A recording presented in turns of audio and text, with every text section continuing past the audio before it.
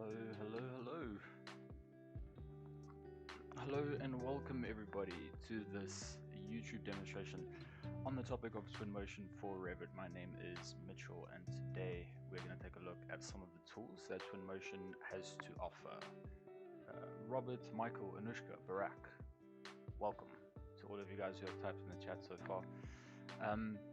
Quick one, as the title suggests, this is a beginner's look at the software. So we won't be going into specific details, we'll just be covering what the tools do with some added focus on certain tools, however. So when the need does arise to explain tools in a bit more detail, we will do that. The intention behind this live stream is to be interactive as well. So please, at any time, feel free to message in the chat if you have any comments or questions. If the question can be answered quickly and sort of, right there, we'll do that. If it needs a bit more time, we can take a look at it at the end as well. Looking forward to seeing it in action. Hello, Marius.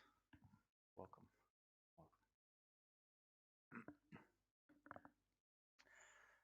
Okay. So just quickly before we get started, I'm just going to have a very quick look here. So who we are, for those of you who might not be familiar with us, Modern Technologies, we are Autodesk Platinum Partner as well as the Autodesk Authorized Training Center, or ATC.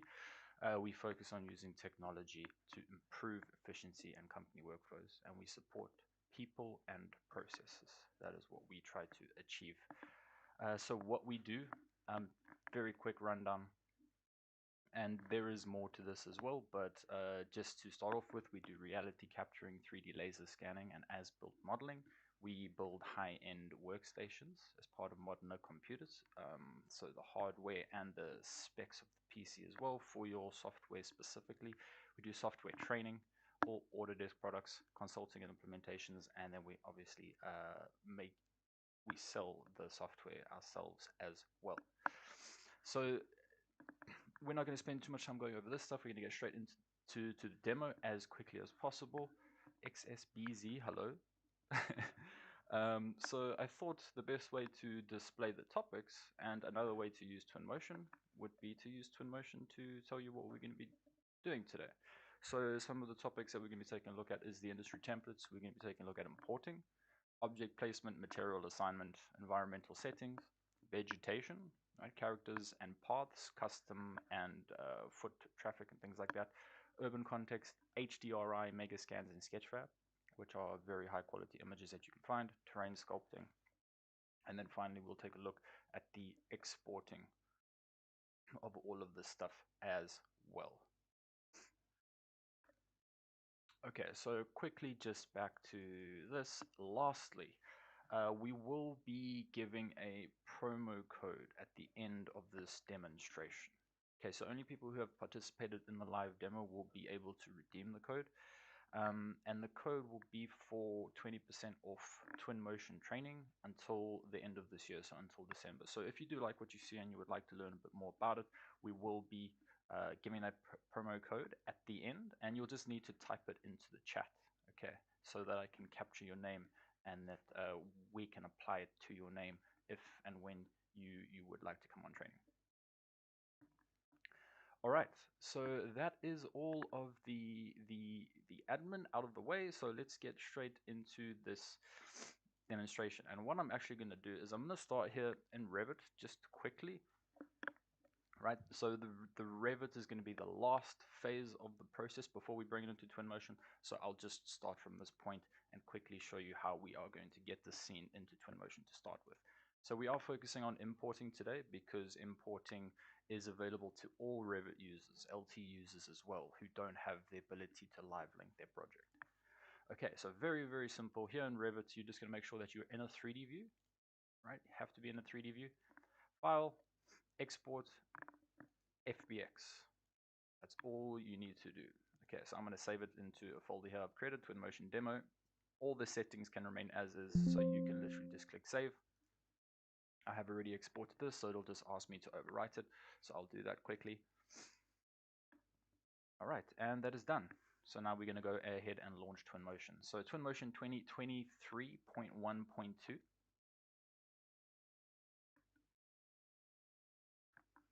Okay, that is going to be the version that we are going to be using here. Okay, that update actually came through this week, and it did a little bit of changes to the home screen that we have in front of us right here, actually. So on the left hand side, you've got home, you've got templates, and we've got learning. Learning is a great place. There are links to courses that you can take online on the YouTube channel, the official Twinmotion YouTube channel, and you've also got demo scenes down here at the bottom that you can actually open up and see how they've modeled and explore, and you can do, like check the materials, how they were created, how to create some nice media and things like that. Okay, so the first thing that we are going to take a look at here is the templates. I'm just going to go into one template and give you a basic example of how they're used and what they do. So we'll do this architecture day and night skies one. Okay, so you see that I've got little download options in the top right hand corner of all of my templates, apart from the day and night skies, because I've already downloaded this one. But if you want to work with templates, you will have to download them. They don't come with the software. They're not included in the installation file. And the reason for that is just to keep installation size as low as possible, because I think Twinmotion is already sitting on about 17 to 19 gigs or so. So that's the purpose of not having all of these things included in the installation file. Okay, so I'm not gonna do too much explaining of the tools and things like that in this demo scene. The point of this template is just to show you what is set up for you and why you would want to use a template. All right, so what templates mainly focus on is the media tab. All right, so if I click on this media right now, I will be able to select on a couple of different media options over here, and basically what that presents you with is a variety of different settings, different HDR backgrounds, HDRI. Okay, we've got different exposure, global lighting, different weather situations, different sun positions, different settings. Okay, cloudy, different moon versus sun sizes. You can see that you've got quite a lot of options here. So the nice thing about this is that one of the big things when creating highly realistic images is fine-tuning these sorts of settings. The lighting specifically makes quite a massive difference to the output of your scene. So a lot of that is actually done for you in this particular case. As you can see, these HDRI images that are included over here. So that's basically what the template gives you. It gives you a really nice media tab that's been pre-set up to allow you to import your projects, and then you can just take advantage of these pre-set up presets and you can start to create really nice high quality images immediately, pretty much. Okay, so that is the purpose behind templates. I'm not going to go through all of them, but as you can see, you do have a couple of options over here. Some are for objects, some are for scenes, and some are for products. All right, so let us get started here. So I'm going to close all of that. And what I'm actually going to do is I'm just going to start Twinmotion again. I don't want to be in any sort of template. Okay, so from the Epic Games launcher, I'm going to my library, and I'm just specifically launching 2023.1.2. So the first thing that we're going to focus on is the importing process, okay, because you've got 3 importing options, and it is very important that you choose the correct one for you from the beginning. Okay, so what I'm going to do is I'm just going to delete the starting base, I'm going to delete the starting ground, and I'm just going to pull in a flat terrain here, just so that we have something to work with so we can get started here. Okay, so let's go ahead and import that project that we exported from Revit. So that is obviously the first thing that you would basically do. So down here at the bottom, you've got your import panel. So I'm going to select on that, and I have a little plus over here, which allows me to import a file. I've got 4 tabs up at the top. Okay, geometry, direct link, landscape, as well as a point cloud that you can include. So I'm just going to focus on the geometry one. I'm going to select open, and here is my FBX file. So I'm going to select it, say open. And now here are the initial choices that we need to make. Primarily, what I'm going to focus on here is the collapse option, okay? Because the collapse option basically affects your model for the duration of your Twinmotion project. So it mainly affects movement of objects, and it also affects how you are able to apply materials to certain objects, okay? Because it's all, remember, it's all coming from your design software. That's where everything is put together. That's where everything is structured. Okay, so we'll start off with collapse by material. Okay, so I'm going to choose collapse by material. I'm going to say import. I'm going to just use the scene materials over here. Okay, and I'm going to close that import doc and let's take a look at what happens here. So the first thing that I want to show you that happens when you import via the collapse by material option is here in your scene organizer on the right hand side. Okay, here is my residential unit. So it's an entire block. If I click on that container, I can move the entire thing at once. Alternatively, if I expand that container, you'll notice that I have a whole bunch of individual objects over here. But if you notice the naming, it's actually just giving me the name pretty much of the material. So what I've done here is I have combined elements based on their material coming from Revit. So as an example, you can see that I've got these little chairs / couches over here. Now these 4 couches, this one over here, and those 2 down there, are all exactly the same material from Revit. Okay, the same material was used to apply to them. So if I click on one of them, you will notice that it actually does not allow me to individually select an item. Okay, in this case, it selects all 4 of them. So I can only control these 4 couches as one group. If I wanted to move them, I can only control them as one group. If I wanted to rotate them, I can only control them as one group. Okay?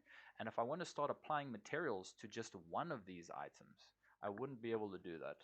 Okay? I would actually apply material to all 4 of them.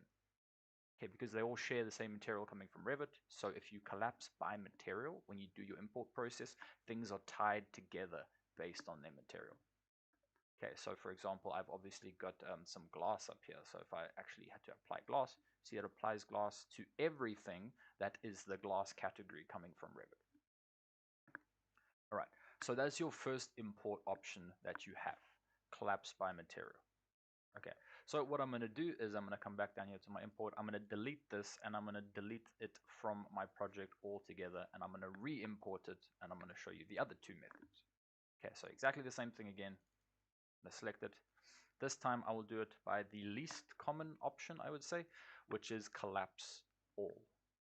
Right, so I'm going to select collapse all, again leave everything the same, and I'm going to import and say okay.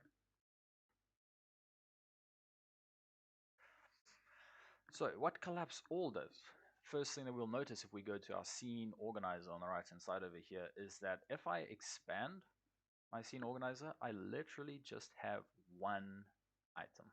Okay, and it is the residential unit 3D. So in this case, the way that I have imported this, I will never be able to control components here independently.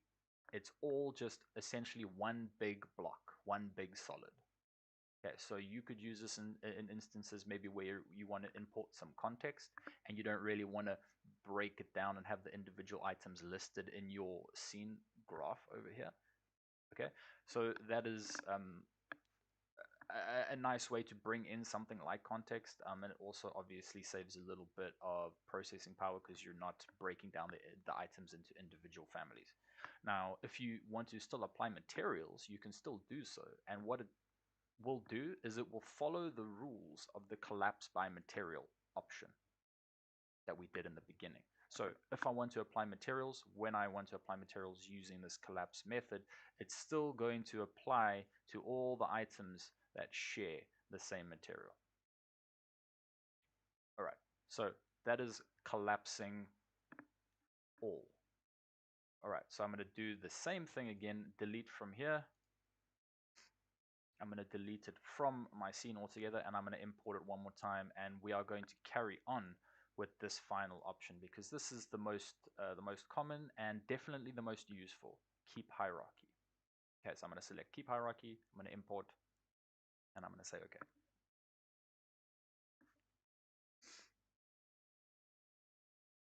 Okay, so keep hierarchy.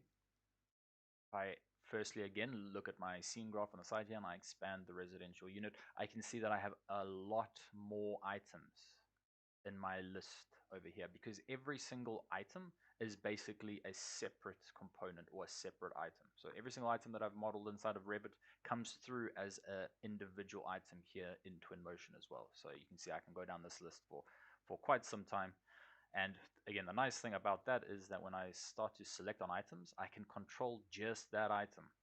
It's not linked to anything else. Okay? And what I can start to do now is I can also change my material application method. Instead of replacing material, I could apply to just a single object, meaning that now if I go and I apply glass to this top portion over here, it just applies it to that one glass object. Notice everything else that's represented as glass does not receive that material.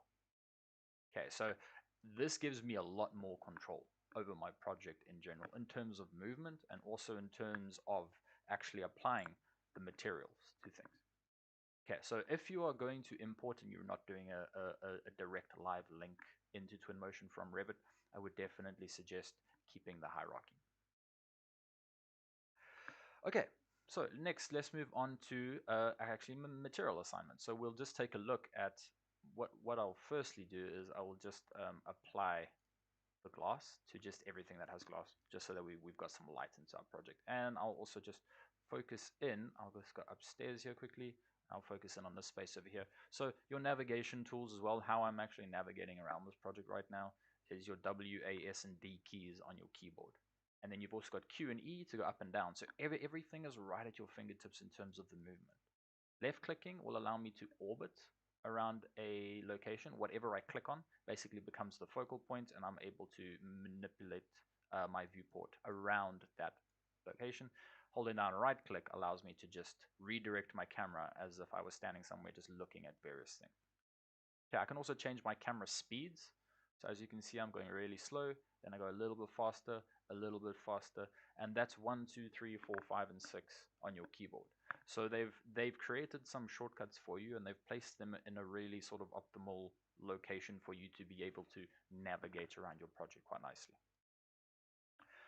Okay, so let's get back onto materials, just some of the things that you can do with materials, some of the settings that are available to you. So I'm going to apply a bare concrete to this wall right here. I'm actually going to just Control Z. You'll notice that it applied it to both walls. That's because my material assignment option is set to replace material. I'm just going to apply it to an object. Okay. So the next thing that I want to do is I want to get the properties of this material. So I have a properties dock down here at the bottom. You can see that it is not blue. The scene is blue. That is what I am currently looking at right now. If I select the properties, I will get the properties panel to appear as well, with the material selected already that I have just applied to that wall. Okay, so I'm going to go through a couple of settings over here just to show you what you have access to. So I can change the color on the fly very easily. I can add what is called a grunge. So if I increase the grunge, you can see basically what it is a thin layer of, you could say, dirt to break up the repetition of that flat material. Right, so I have the ability to do that. Luminosity is a brightness setting. I can go into details over here, and I can even apply my own texture that I download from the internet or that I create in Photoshop or any other design software. So I could select texture, open, and I could go and import a moss texture, for example, that I created over here. And then I've also got scaling options under my UV section, so I could increase the scale of that, and I can make further adjustments to that material as I need to. Okay, I'm just going to Control Z just to get back to my base material. If I accidentally select off something and now I want to get the properties of that material back, you'll notice that if I click on the item, I'm selecting the wall, not selecting the material. So that is what your material picker is for at the top of your screen over here. I would just select that, click on the material, and I would get my settings back again. Okay, so I can also rotate my material. So I'll just come over here, apply a different material that has some lines, and let's say that this material was running in the wrong direction. Okay, I can apply a rotation to it. So I can rotate that material so that my lines are facing the opposite direction. So if I wanted to make that 90 degrees. Okay, so every material has basically all of these properties that I'm showing you now. Right, then we have got the roughness. So roughness is basically, you can switch that out for the word reflectivity. That's how reflective that material is. And then metallic is how metallic it is. Okay, so I could turn that into something like a mirror if I wanted to do that, depending on how I adjust my settings.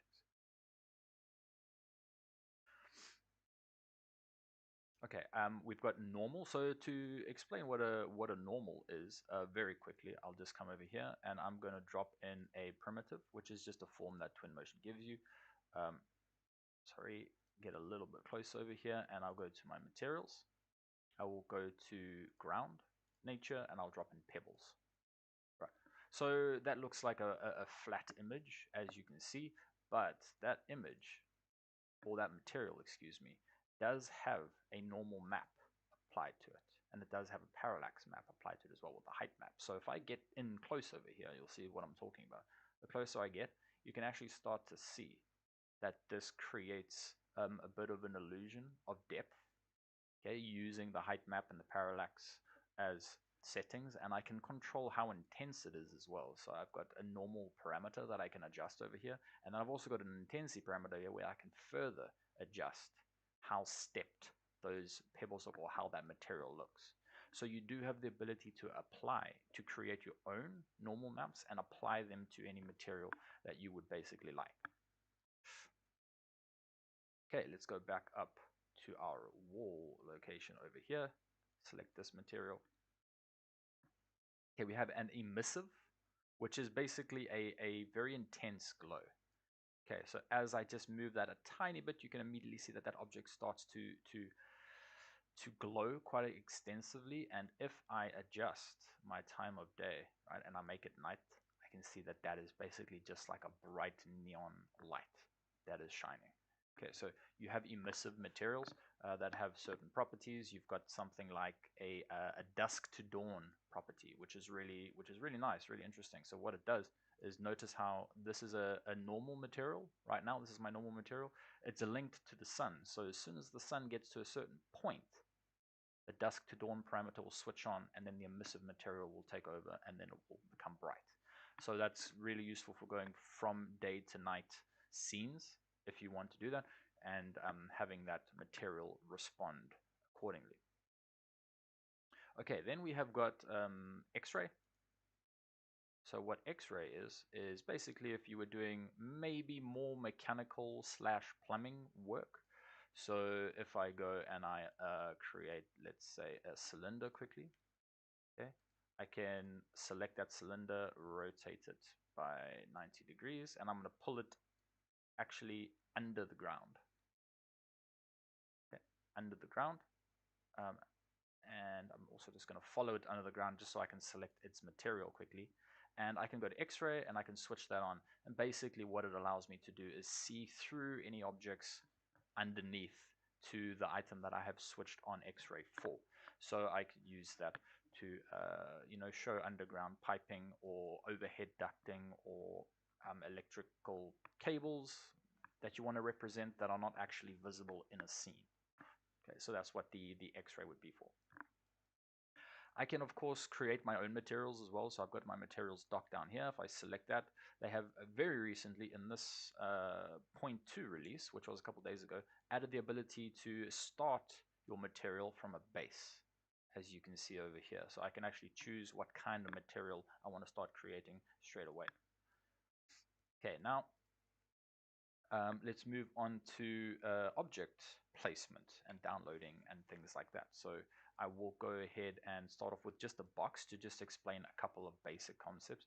And just by the way, I just want to reiterate, this is fully interactive demo session. So if you do have any questions while we go, please feel free to ask. So I'm going to select this box, and there are a couple things that I can do with it in terms of basic movement. So firstly, I'm just going to expand my little panel up here at the top. I've got 3 movement options. Okay, and I can cycle through those by pressing the tab key on my keyboard as well. Okay, so I've got movement, I've got rotation, and then I've got scaling. Right, so I can move items around very easily along certain axes specifically. Okay. I can rotate them around any axis that I want to do as well. And then lastly, I can scale them. Now, if I select that middle option right there, I can scale it proportionally, or if I want to scale it in one direction specifically, I can do that. So, I could create like something that looks like a wall just by manipulating a primitive in Twinmotion and giving it certain scaling options. All right, I'm going to go to my library, to my objects scene over here. Let's actually do some vegetation. So I will go to trees. I want to show you how you can multi-drop. And this is with objects in general. So objects in Twinmotion, you can do one of two things. You can either click and drag that item into the scene and let go to place it down. Pretty straightforward. Another option would be to just click once, not click and drag.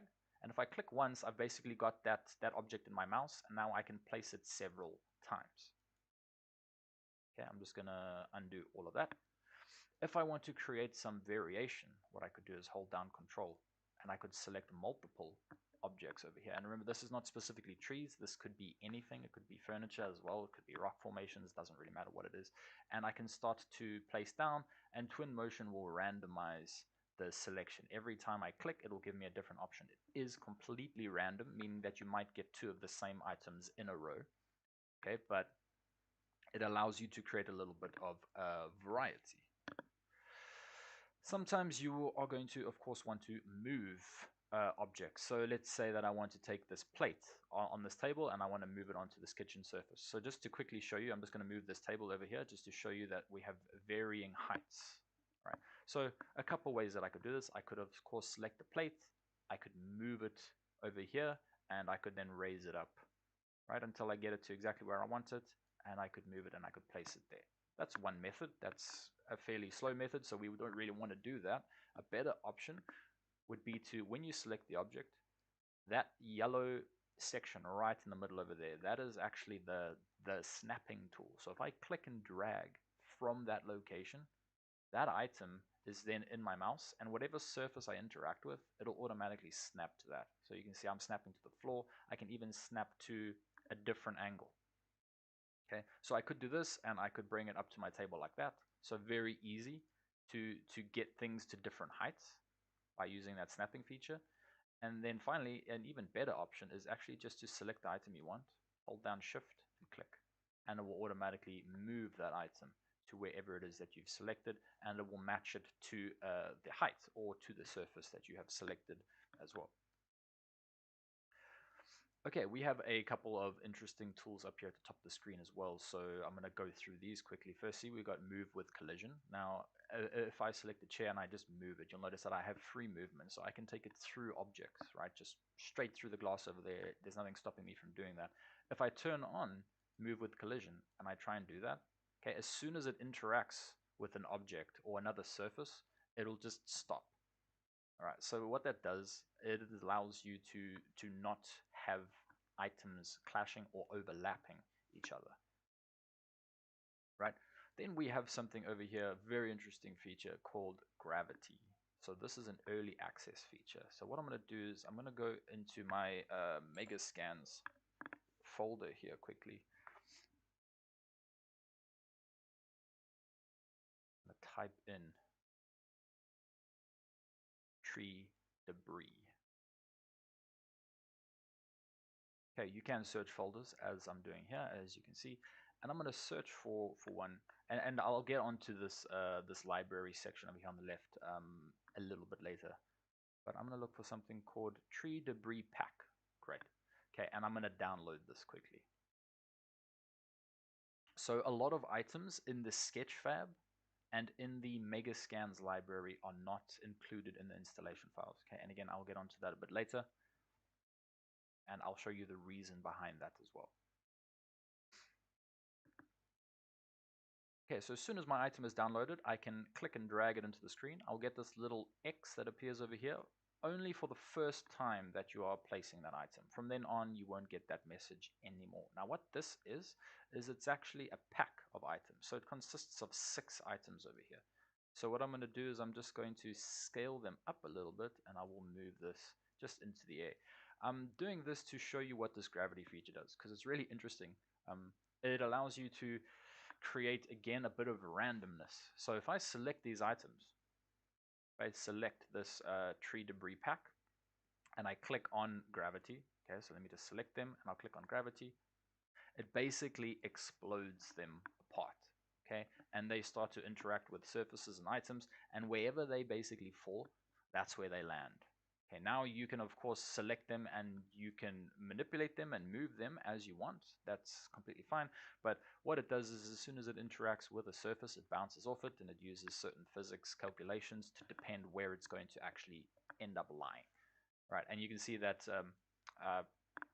they kind of hit the ground and then they stop. If you do not have a ground, they will actually just continuously fall through your project down and down and down. So it is an early access function. Not sure where it's going to go, but it does provide some really interesting features. So whatever I click on with that gravity, you can see it affects it. So I can move that up, click gravity, and it falls, and it interacts with your surroundings until it comes to a standstill.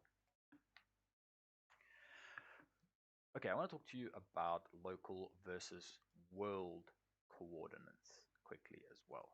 So to do this, I'm going to imitate a pitched roof.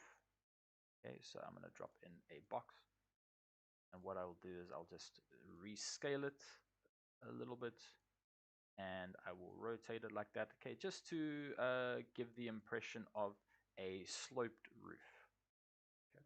This is the best way to describe a world versus a local axis. The object that I'll use to do this is going to be a decal. So I'll just come down here to the bottom where I've got some dead leaves, and I will place the dead leaves on this surface. Let me quickly make this surface a little bit bigger. Okay, the dead leaves will go away because they're no longer on the surface. So okay, we're going to place another one.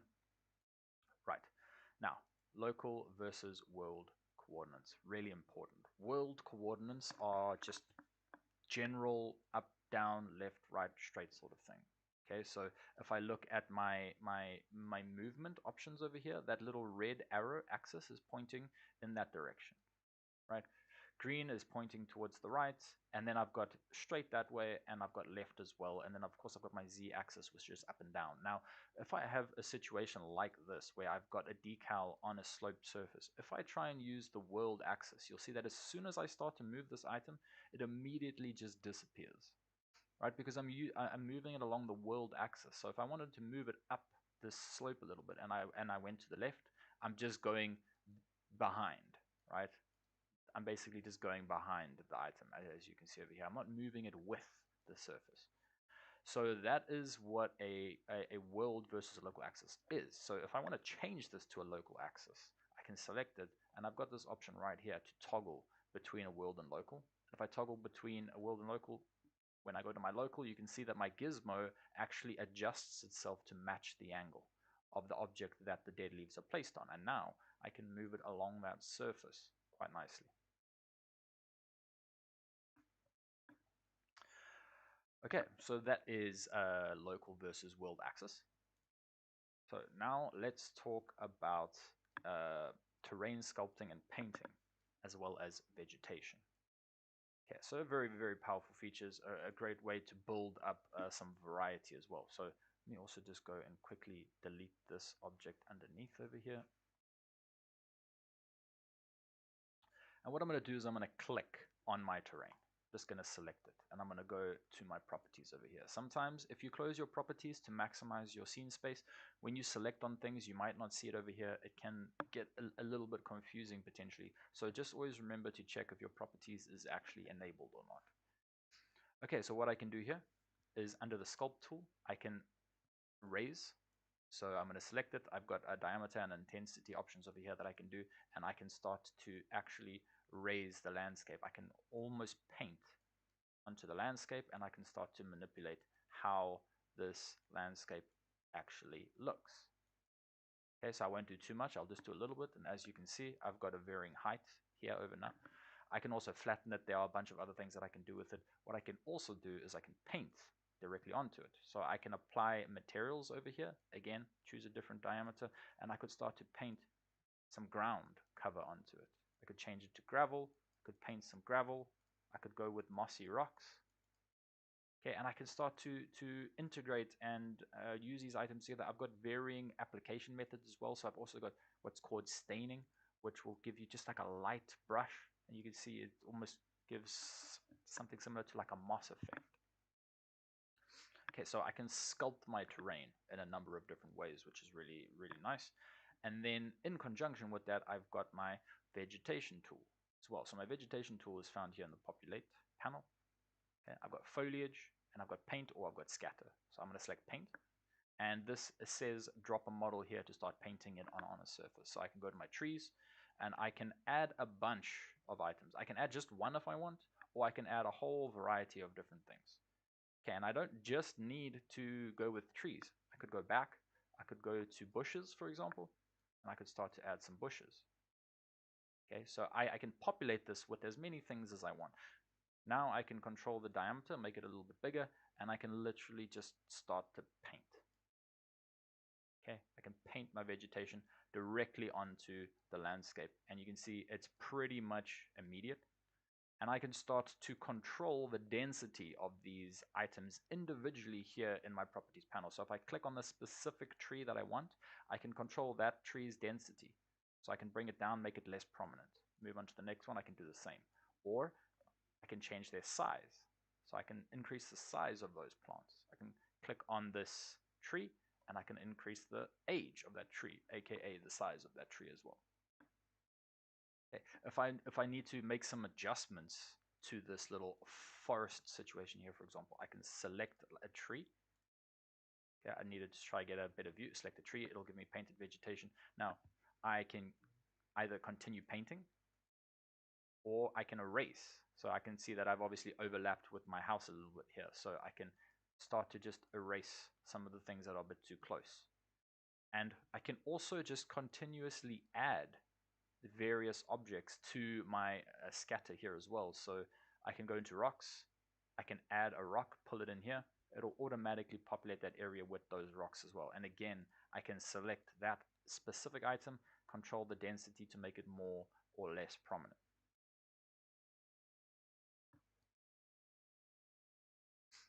Okay, so that is your vegetation tool.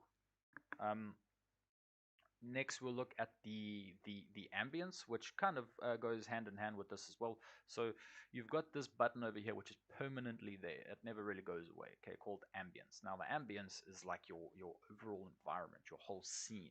So you've got 4 different tabs here: environment, camera, render, and you've got FX. So here, I can adjust the time of day. Okay, notice how I get obviously live feedback with the shadows as well. I can adjust the exposure, that's typical camera settings. Okay, then I can change the weather as well. So if I click over here and I increase my slider, I can actually turn it to a winter day, and I can get the rain to start to display as well. Genevieve, hello from Source IBA. Welcome, welcome, hello. And what I can also do is I can change the seasons over here as well. So you can see that I can switch to autumn if I have a seasonal tree. So if that tree actually adjusts in reality, the leaves will change color and they will go to the autumn leaves. As I go through to winter, they will basically die off and they will lose their leaves. And then I can continue on to summer or to spring again. Okay, so you have those options available to you as well.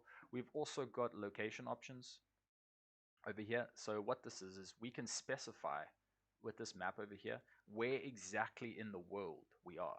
So that has an impact on shadow and lighting as well. So it's actually pretty important to specify this from the beginning. So you'll notice if you look at where the shadows are falling right now, as I move this option to where I am here in Cape Town, you can see that that drastically changes and gives you a completely different look. Okay, so it is really valuable to position yourself exactly where you are in the world to give you the best chances of having a realistic lighting condition being met. Okay, and then I can change the month, and I can see how the shadows will change throughout various months of the year. You also have the ability to add HDRI images to your scenes. HDRI is a high dynamic range image. So if I click enable, what this is, and you've got a whole section over here in your library called HDR environments. Okay, so I can go into many of these and I can download. You can see that they also have the download button, so they're not available with the installation, but I can download them and apply it. And what it basically does is it gives you very realistic sky conditions. Okay, and you can see that in some situations I've got scenes happening around me as well. that I can use. Okay, so the HDRI is quite interesting because HDRI, the image itself produces the light. So for example, if I start to change my time of day right now, you'll see that that is not affecting the shadows. Okay, sometimes you get like a slightly brighter section, but nothing is happening with the shadows because the shadows, or the light source, is actually coming from the image that I'm using, the HDRI image. So that is the light source. So everything matches that light source. You can disable that. So I could actually come here and I could say lock sun to HDRI, untick that, right? So then I still get the sky, but now I can control the shadows myself. I would say just be wary about this, because if your light source is coming from a certain place in the HDRI and you are making your shadows come from a different angle, then things can start to look a little bit weird, because it's not a true reflection of what's actually happening in the scene. But nevertheless, that option is available to you. Okay, we've got horizon options as well, where we can quickly turn on a horizon and we can get like some cityscapes going, and we have rotation tools that allow us to rotate it so that we're looking at exactly the thing that we want to look at. Okay, and we can also switch on an ocean, and we can create ocean scenes as well. Okay, so next I will quickly take a look here at these Megascans and Sketchfabs. So the Sketchfab integration with Twinmotion has been absolutely massive, because this folder itself consists of hundreds of thousands of items that you can actually go and download. And this brings us back to why you have to download them, because Sketchfab and Megascans, these two items over here, they are very high quality images as well for the most part. So just a single item could be 100 megs, even quite a bit more than that. So you can think about adding all of those onto the installation file size. That would be a massive install that you would need to do, a massive download that you would have to do. So they are available to you in the cloud. All you have to do is sign into your Epic Games account, and you will be able to download them and use them. They are all free as well. Okay, so there's no added cost there. But I could come into plants, for example, okay, and I could hit this little download button over here. As soon as it's finished downloading, I can use it immediately. Okay, now these give very, very high quality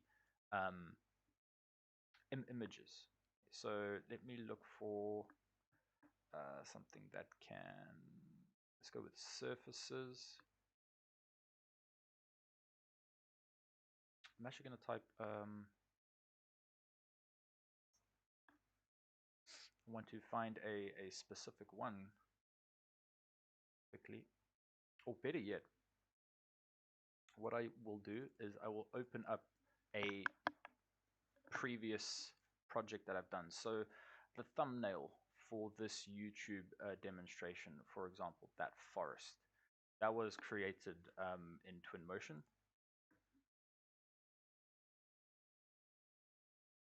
Yes, I'm going to quickly convert this file and open it up. And that I can show you Megascans and the Sketchfab library a little bit better, because a lot of those items were actually used to create that file. And I'll kind of show you some of the techniques and some of the things that you can do. All right, so this is that scene. Okay, so I'll just come over here and I will select just a random piece of ground, like this item right underneath the grass over here. Okay, so this is a white mossy stone formation. Okay, so this is an item that you can actually download from the library, bring it into your scene, and you can use however it is you want to. Of course, you can scale it up and down, etc. So rather than just sculpting your terrain, which is what I did here as well, so I basically combined the two, sculpting as well as adding these high resolution images into it, but I can start to embed it into the landscape, right? So I can just maneuver it. So let me do a copy here. To copy an item, if I select it, I can hold down Shift, click and drag, and then I can copy that item. Okay, so I could move this item here. I could scale it down, perhaps a little bit. Okay, I could drop that into the landscape like this. Okay, and I could start to, you can see what a difference that makes already. It does look just much more realistic than removing that and having just the bare ground perhaps. But again, it depends on the look that you're kind of going for. But these are items that are available in Sketchfab as well as Megascans. Okay, as are all of these items that you see over here. So all of these little flower items, this log, for example, all of these are Sketchfab items that you can download and use, which have very high texture.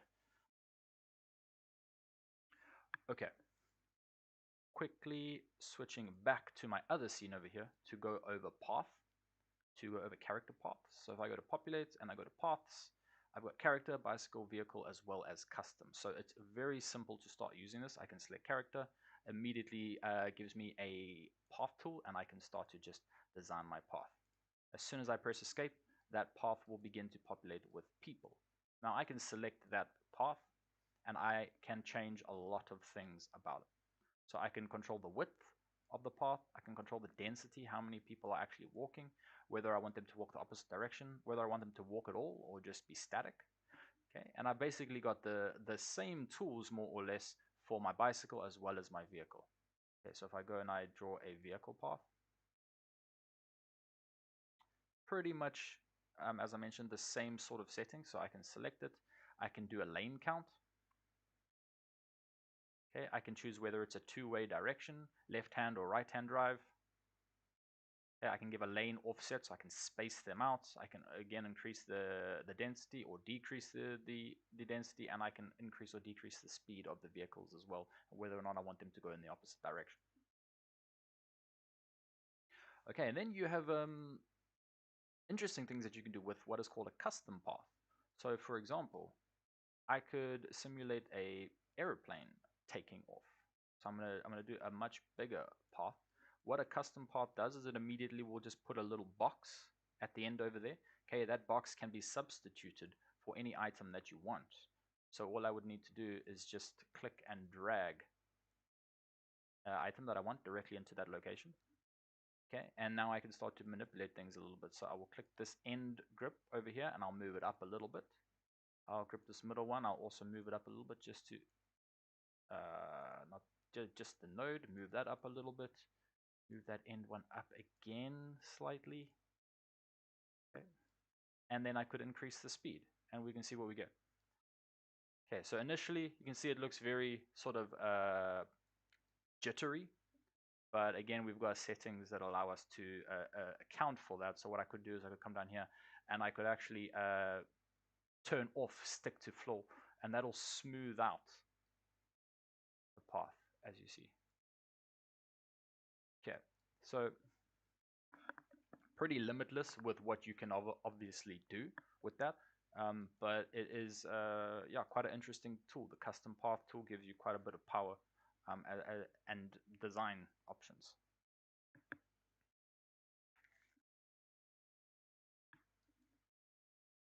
Okay, let's go back to this scene over here. I want to show you what is called the path tracer, which is probably the biggest adjustment that Twinmotion has ever received. So path tracing and ray tracing just in general, if you're not aware of what they are, is highly accurate lighting conditions. Okay, so what a path tracer does is it traces a light source over multiple bounces and it just follows the most likely path that that light source is going to take. That's the difference between ray tracing and path tracing. Ray tracing follows the light in sort of all directions. Path tracing is more accurate because it follows the most likely lighting conditions, right? So it is sort of hyper realistic. It gives you very accurate lighting conditions and reflections and refractions of the lighting as well as the materials. So you can notice this scene right here, for example, right? It looks quite nice. But if I switch on the path tracer, and to switch on the path tracer, all I do is click that button over here, but I already have a scene that has the path tracer enabled. So again, you can just notice the difference. This is it without the path tracer. Okay, this is that same scene with the path tracer enabled. Okay, this was again the image that was used in the thumbnail, and we could move around in the path tracer mode and notice how it gives you a high pixelation and it's readjusting itself all the time and it's accounting for the new lighting conditions. So I did a very small video, a 5-second video, a path traced video of this scene, so you can see what that looks like. Okay, so this is a path traced video, 5 seconds long. So I'll just scrub through it here manually myself as well so that you can see. But you can notice that if you look up here in the tree, for example, you can see that the light is constantly bouncing off of those small little leaves, and you can see the actual sun rays coming through over there from the direction of where the sun actually is. Okay, so the path tracer itself has made an enormous leap forward in the quality of images and videos that you can produce. Here is another one that was created in Twinmotion, so you can see the quality of this one. It is hyper realistic. Okay, so this is the demo scene in Twinmotion. So the scene was not created by me, but I did render it. So this is on medium setting, and this is a 4K image. So you have another level that you can go up to high, and you can also render 8K up to 16K. So the quality that you're getting out of Twinmotion now is quite astonishing overall. Okay, so I'll go back to our basic scene over here to end off. The last thing that I kind of want to show you here is just the media panel and how to create images and export, because obviously that's the main thing that you would most likely want to achieve from Twinmotion. So all I need to do over here to create an image, for example, is from the media, make sure that I have image selected, and I've got a little plus right here. So I can position myself in the scene wherever it is that I want. Okay, let's say right here, for example, hit that plus, and you'll see that I enter into a media mode. Now, if you are familiar with the Revit software, these settings that I have over here while in media mode, it's basically the same as my visibility graphic settings inside of Revit, meaning that whatever changes I make here do not affect the overall scene. They're only affecting this singular image.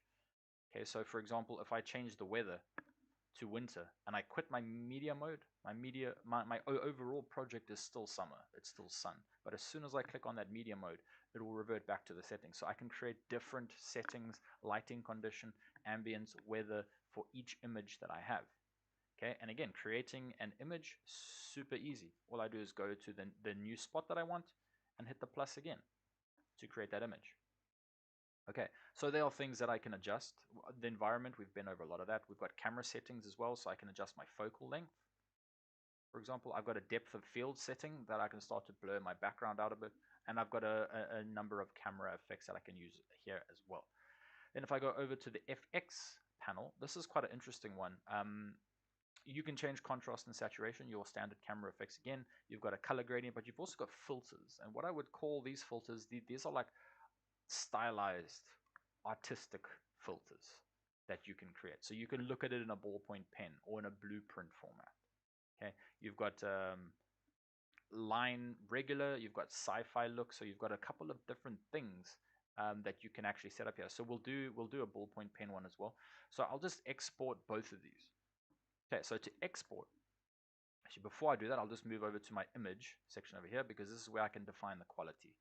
You see, you can go up to 16K if you purchase the Twinmotion product. So I'll just do a 2K one just so it's a bit quicker. So I'll do one. I'll just do this regular image over here, and I'll actually change this one to 4K just so we can see the speed of the export. Okay, so I'll go to export. I'll select image. It'll give me a list of all of my images. I click the one that I want, and I will say start export, select folder, and we'll see how long that takes.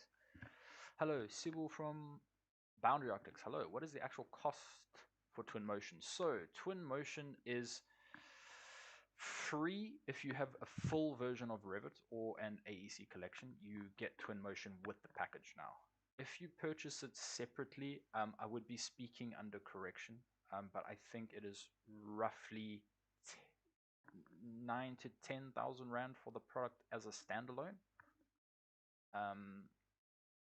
I hope someone may be able to correct me on that, but I think that's roughly the price.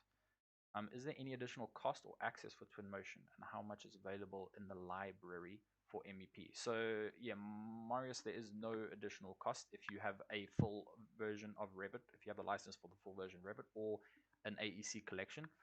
Twinmotion is now automatically included in that as of Revit 2022.1.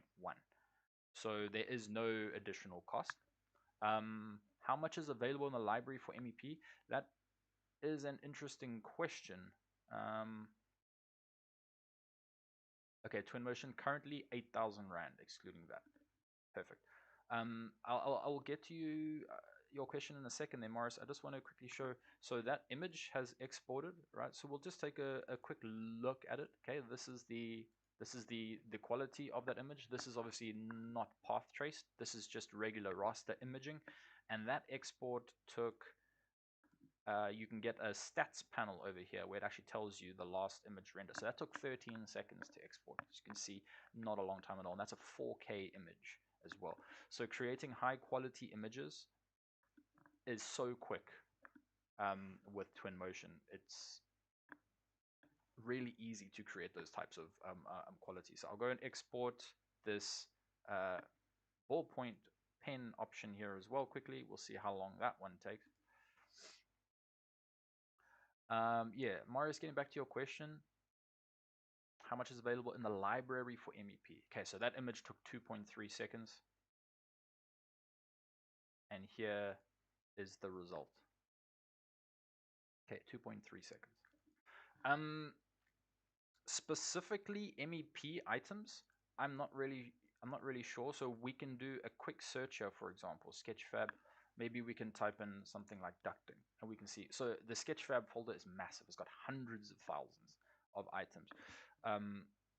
So at first glance, we can see not such a good search result feedback over here. Do you have any items specifically that you can think of that you might want? Because all of the items would essentially come from Revit. You know, you would design the system, the ducting system, the MEP system inside of Revit. Then you would import it into Twinmotion, and then you would apply materials and do animations and things like that. Okay, so creating a video, just quickly, I can just move from my media mode over to the video tab. Okay, and again, position myself where I want. Click the plus. I enter into my media mode. All I need to do here is I just need to move my camera to the new location. Hit that little plus. Move my camera to a new location. Hit that little plus. And I can adjust the time. So this is going to be a 10-second video. Okay, I'm fine with it being 10 seconds, just again to demo. And once again, you can control all of the various settings just for this video clip. Okay, I can go to video, I can select the size output that I would like, and then I can go to export. Now, when you're exporting, make sure that you deselect anything that has a blue number. So I don't want to export my image again. So obviously I'm going to deselect that. Go to video, I'll select the video. Okay, and I've got, again, settings and things that I can adjust over here. Okay, start the export, select that folder, and we go. Okay, so a 10-second video in a raster image, again, not path traced, you can see is going to take roughly 30 seconds or so. VR capabilities or features? Yes, you have full VR capability. It's literally, the last time that I tested it was the simplest plug and play that I have basically ever done. Plugged in the the VR headset, and I'll show you where you can access the VR from now. Okay, so let's quickly do a stats. Last video, okay, so that took 32 seconds to render that video. Okay, so 32 seconds to render a 10-second video of this quality. This is a 2K, so you can still go 4K, 8K, and again, if you purchase Twinmotion, you can go 16K, and you've also still got the path tracer, of course, that you can add on top of that as well. So for VR, what you would need to do is plug in, come up to your little eye icon right here in the top right-hand corner, select that, click on VR. And it just immediately throws you into the VR. So you just put your goggles on and then you go. it was pretty much as simple as that to get into that VR environment.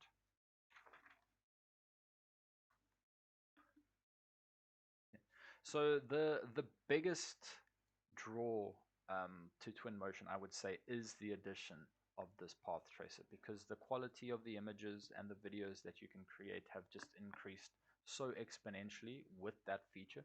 Because again, it gives very accurate lighting representation. So if I just use it in this scene right now, right? If I position myself, let's just say here, for example, and I switch on my path tracer, you'll notice again the significant difference between raster imaging and the path tracer.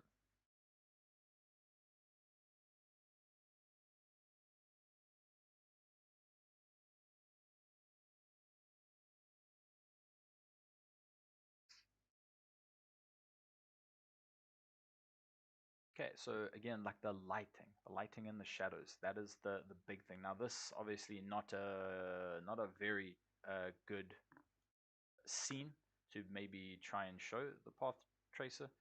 We could come back up here. We could apply this material to this other wall. Okay, we could enter the path tracer mode, and we can see how dark this space actually is right now. Okay, now that's because we don't have any sort of light source in here. There's a couple of ways that we can manipulate this by changing ambient lighting, etc. But what we could do just quickly would be to create some light. So I've got a light section over here where I can just place what's called an omnidirectional light, which emits lights in a 360 degree sphere around it, essentially. I can adjust my intensity,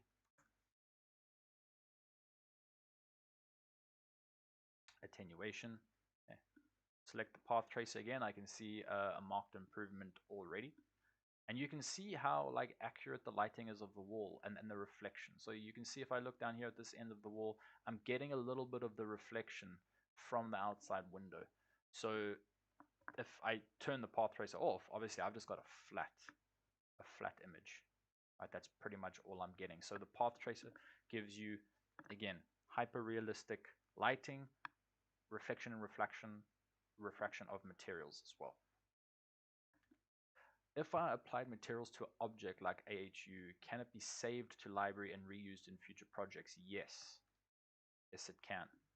So to do that, I would, for example, let's say it was this item that I customized and I brought it into my project. Now I want to use it in a future project or another project. What I can do is find it here in my scene library. I can right click on it and I can say add to user library. A user library is basically your own personal library, and where you collect items that you use very frequently and that you have imported and created yourself. So here you have your user library. If I go there, there is that item. Now that item will be available in any project that I go into. Okay, so if I go into, if I close Twinmotion down, I start a brand new project, that item will be available for me to actually now place down in that new project as well. Can you take Twinmotion model into the metaverse? That I am not sure about, Barack. I am not sure about metaverse integration at this stage.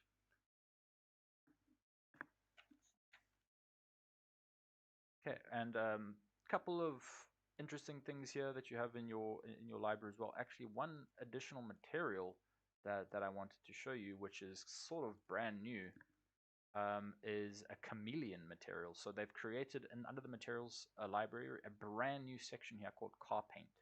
Now, car paint is, I mean, it gives you stunning quality, but what it allows you to do, right, is if I go to my properties, I've got this chameleon command over here, so I can enable that. Let me make it a blue light, for example, and it's one of those ones where when you're looking directly at it, it's red, but as soon as you start to change your angle and move around to other sides, the other sort of color comes into play. And I've got something else over here where I can create even more intense. So you can see it's actually just modifying the color as I'm moving around this thing. So this is a brand new category of materials that has been created. Very powerful, very interesting.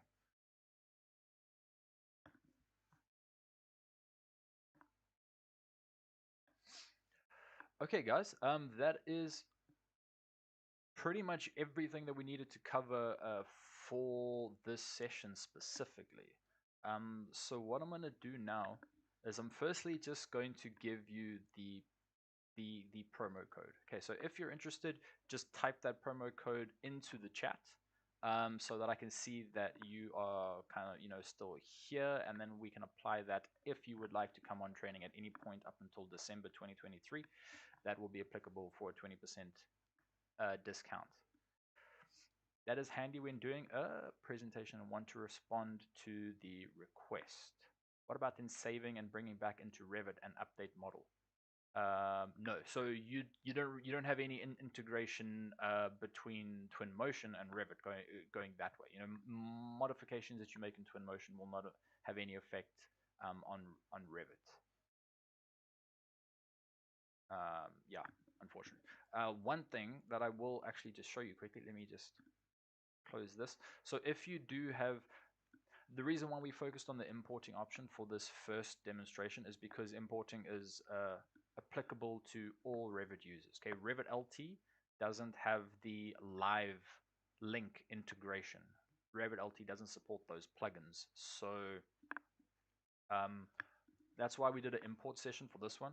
But if I can show you what the live link actually looks like, because it's quite interesting. Now, this Revit model that I created, I did apply materials to things, right? So if I go into my material editor, I can see that there is marble, for example.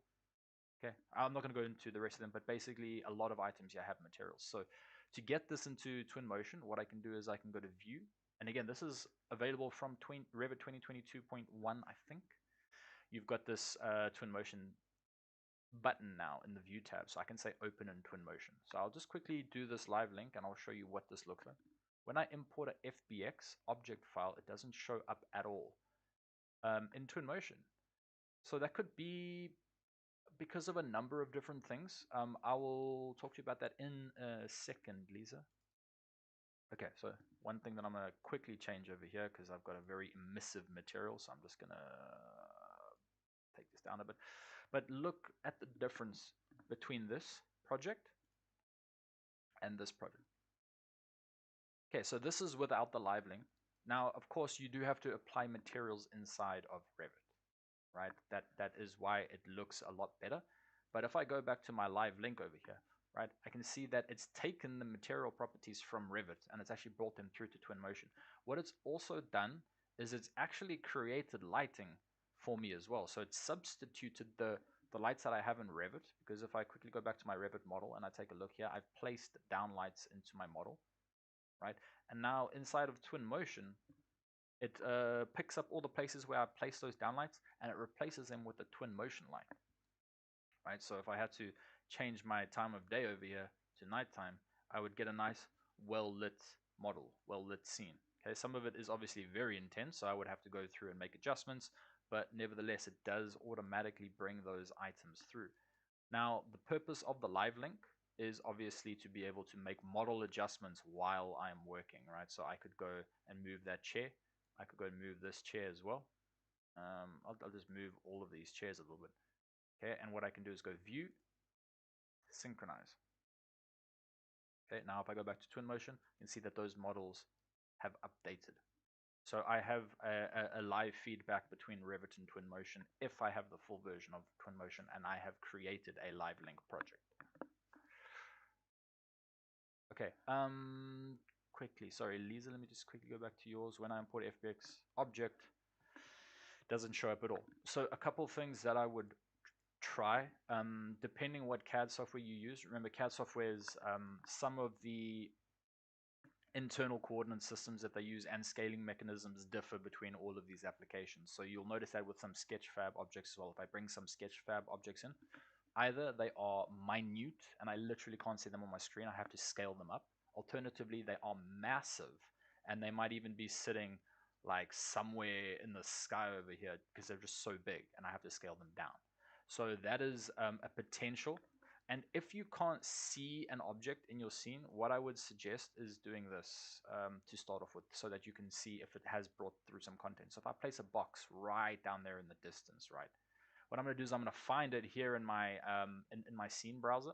I'm going to select it, and then I'm going to hit F on my keyboard, because F is the shortcut for focus, and that just takes me directly to that object.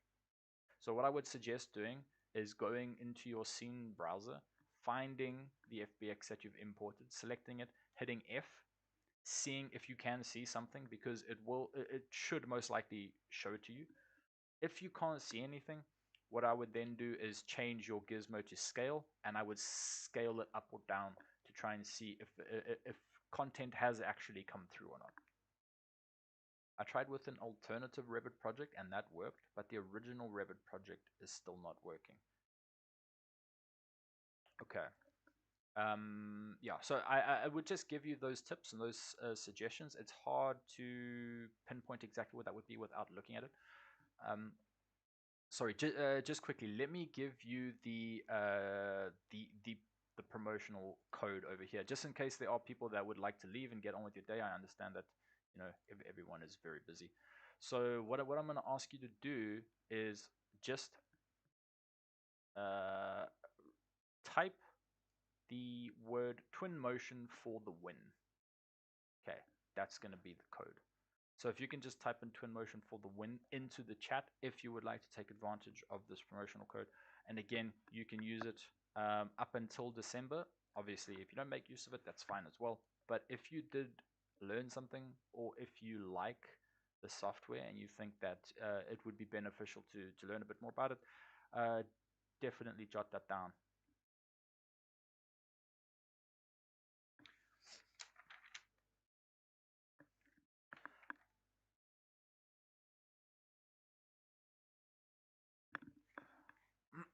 Okay, so yeah, as I mentioned, pretty much covered everything that I wanted to cover and to go through with you guys live. So at this point, if you want to leave, of course, you're welcome to do so. I will capture all of the comments here, and you guys will be able to, as I said, redeem those codes up until December 2023. And at this point, if you have any questions, I'm happy to stay on a bit and help you out with some specifics if required. Otherwise, we will be ending this broadcast shortly, and what we will do is post it onto our YouTube channel as well. Yeah, we'll create a playlist called live streams, live broadcasts, post the video in there, and you guys can look out on our YouTube channel if you are interested in what we're creating. Every Friday, we will be doing something on the YouTube channel, whether it is a live stream. We will be doing more live streams coming up in the future as well. But we'll be doing live streams, very interactive sessions like what we did today. Alternatively, if we don't do a live stream, we will post some sort of video, either showing maybe a workflow or a tool in a software, or some suggestions or a tutorial, or it will be something informative and something that hopefully helps and assists you in the design software that you choose. So if you have interest in that, you can watch out for us every Friday. We will definitely do something, whether it is live or whether it is a video. Lisa, thank you so much. Let me know if that does work for you, Lisa, if you do manage to find that FBX. If it was a scale issue, if it was just off screen, I'd be very interested to know. And thank you for all of the comments. I can see all the Twinmotion for the wins are coming. Great. We will capture and record all of that. So again, you guys are welcome to redeem that. Thanks, Mitch. This was great. Thank you, Andrea. Appreciate it. Very informative. Thanks, Mitch. Kaylin, thank you very much. Thanks, Mitch, for the great presentation. Michael, you're very welcome. Thank you, Modena and Mitchell. This is great. Marius, thank you. Thank you for being here. Okay, so I'm going to just hang around here for 5 more minutes, guys. If you have questions, feel free to ask. If there's nothing that comes through by then, we will be ending the session. Robert, thanks. This was really helpful. Great effort. I appreciate that. Thank you.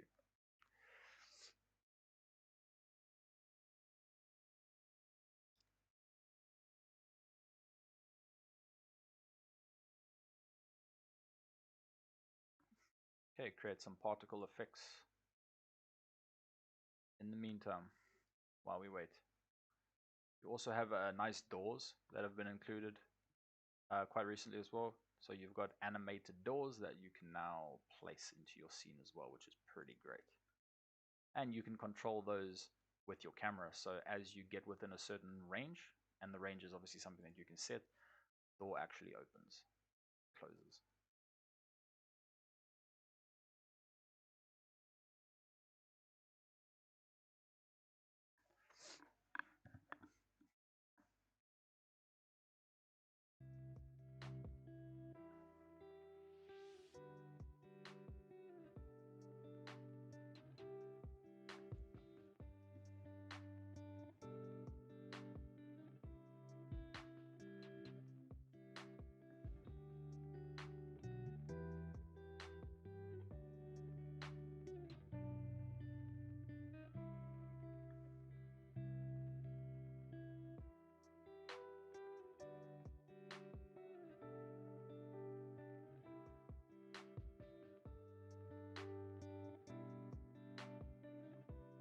Xander, how could you export a video link you can view with the VR?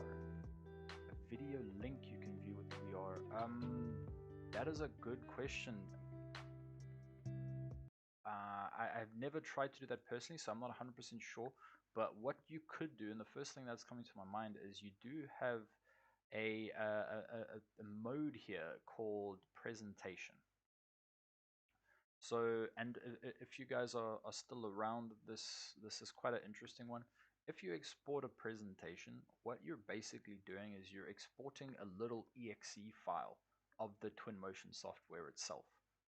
So what that allows you to do, and it is a very big file, even if you have a tiny project, the file size might be about 4 gigs. Okay, so it's really big. You can send that to people. The people that you send that to do not need to have Twinmotion installed on their computer. They don't need to have a license. They don't need to have any particular licensing information at all. You can send it to them. They can run it, and they can look at the project that you have sent them to exactly like I am looking around this project right now. So they are able to go into the Twinmotion file that you have created. They are able to look around. They are able to adjust things like the time of day. Okay, they can't, I don't believe they can move objects or items, and I don't think they can change materials and things like that, but they can look around it completely. So what I imagine you would be able to do is plug your VR into that presentation that you send to someone, and it wouldn't be a video, it would actually just be a live look. They could just plug in a VR headset on their side, and then they would be able to look around it. That I am definitely not 100% sure about that, but I would imagine that just thinking about it, that's the way that it would work.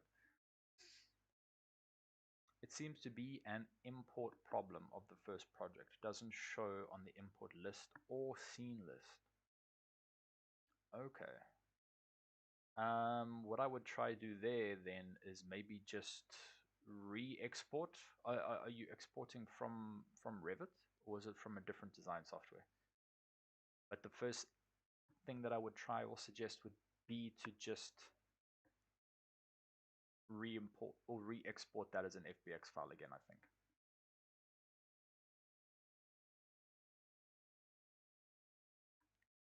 We have tried to push to cloud and then send the link like that, but we can't get the video to have 360 experience. Have you tried the presentation mode? Let me, yes, from Revit. Maybe just try and do the export again. Try and do the export again. If you have a full version of Revit, you could also try the live link capability, see if that helps. Let me see if I can quickly do this. See how long this will actually take to export. I have tried to re-export with the same results.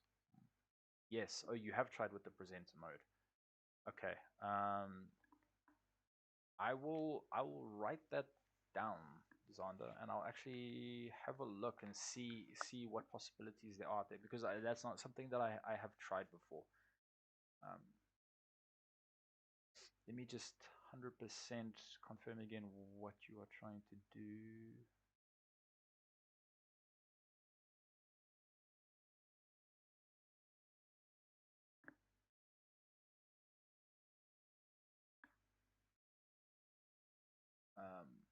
Okay, so export a, I'm going to say export a Twinmotion file.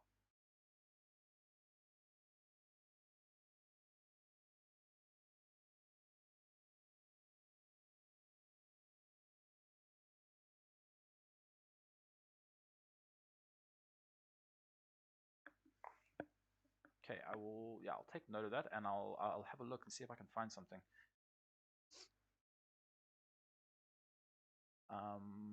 Yeah, and Lisa, if you want to maybe contact us, you could do that so that we can perhaps maybe take a look at what's going on. Just it is hard to sort of troubleshoot issues like that without looking at the file and without looking at you know, just at different methods and stuff. It is quite tricky to determine what it could be. The things that I suggested to you are the first things that came to mind. Second things I would also suggest is just making 100% sure that all the updates are done and 100% up to date. And I know a lot of the time people like say that, they say, oh, do updates, and it seems like a silly thing, but you will be tremendously surprised how many times simple updates fix issues. So the updates that I would do is just making sure that the Revit and Twinmotion software, of course, are just 100% up to date, because Twinmotion have just released this 0.2 version about 3 days ago or 2 days ago or so. So make sure that's up to date. Update your Epic Games launcher if it needs to. Update Revit. Do your Windows updates, and also do your graphics card updates as well. I think that would eliminate that would be able to let us know if it's hardware or software related. Well, I guess it would let us know if it's hardware related, right? Because you are doing all of those updates, and then if it's not that, then you can isolate the issue to more specific areas. We want to be able to export a scene to show to clients, but it must be a 360 video you can view with the headset. Export a scene to show to clients must be 360 video you can view with the headset. Okay, I will do some digging. I will do some digging, and I will see what I can find with that regard. Yeah. Yeah, as I mentioned, not something that I have personally done before. But again, Zonda, if you want to contact us, we can also maybe just help you out there if we get a bit more details and things like that. I do want to end this broadcast now. We've just hit an hour 30. So I'll end this, and yes, you can, if you would like to get in contact with me and we can talk about these things, my email is mitch@moderna technologies. So I'll just write it quickly. If you want to capture it, up to you. mitch@moderna technologies.com. So if you would like to, yeah, give me a shout, we can have a look at ways that we can help. Thank you so much. Have a great day further. Thank you, Lisa. Same to you. Zander, thanks, man. You are a legend. Anytime. I hope that we can actually help you and provide you with a solution. All right, guys. Thank you so much again for watching. Stay tuned in the upcoming weeks for additional videos / live streams on various topics. We will be doing these on a weekly basis. So yeah, hopefully we can continue to help and support you guys in any way software related. All right, everyone. Have a great